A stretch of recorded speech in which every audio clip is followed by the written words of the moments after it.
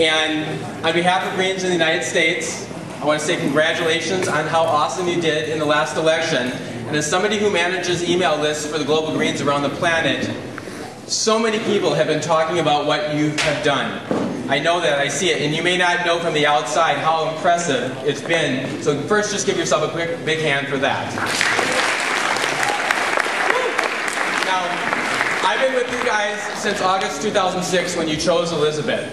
Jim Harris, your great former leader, privileged me to invite me to come to that meeting, and since then I've observed elections in Ontario twice, been to BC, and now come here. And what I've seen from you continually through all that time is you're showing that you can be professional, competent, and green.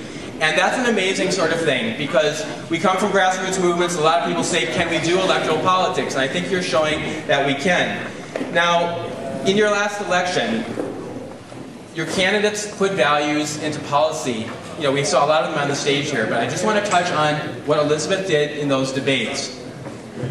You all saw how Harper stole from the Green Party and from Canada the chance to hear a whole green vision, or vision green as you call it, by not letting Elizabeth have an opening statement, by saying that he wanted to talk about economics.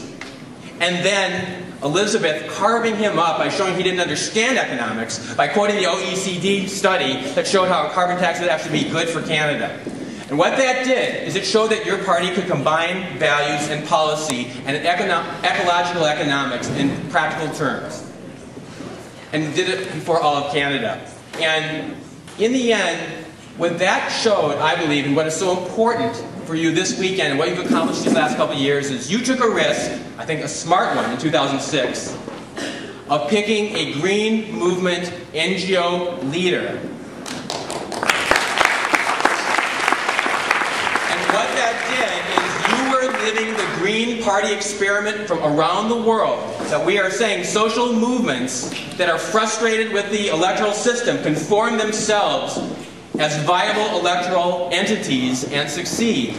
And that's what your campaign did. And the thing that Elizabeth showed constantly is not only in ecological economics, but she kept talking about it in the context of the entire planet and what is good for the entire planet. And in that way, the whole green paradigm of showing that we're interconnected with the whole planet, with future generations, that understanding also applies to how we get over sexism and racism and homophobia. This is all about showing how we're interconnected.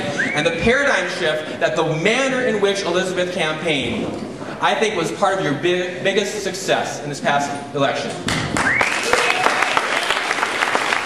So, to close, now you're back here this weekend.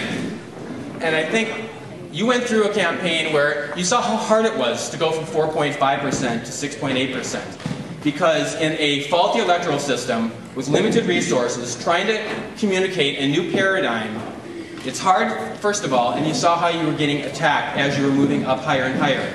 And it wasn't like you didn't have strategic challenges and internal diversity on your strategy.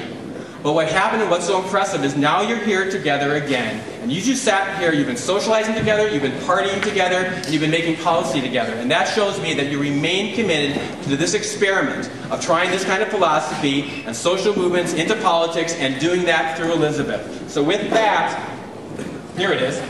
I have a little fun present here for Elizabeth that embodies this philosophy and really for all of you. And it's called Give the World to the Kids. Aww. It's a little snowball. It's a little snowball. And it has a music box underneath. Shall we hear it? Oh, wow. This is... So the point is, this is a celebration that your philosophy worked both in your individual choice and in your collective action. And you guys came to this small town across Canada in the winter in these kind of numbers and are working this well. Shows that you've survived the challenge of this campaign. So give yourself and Elizabeth a big hand.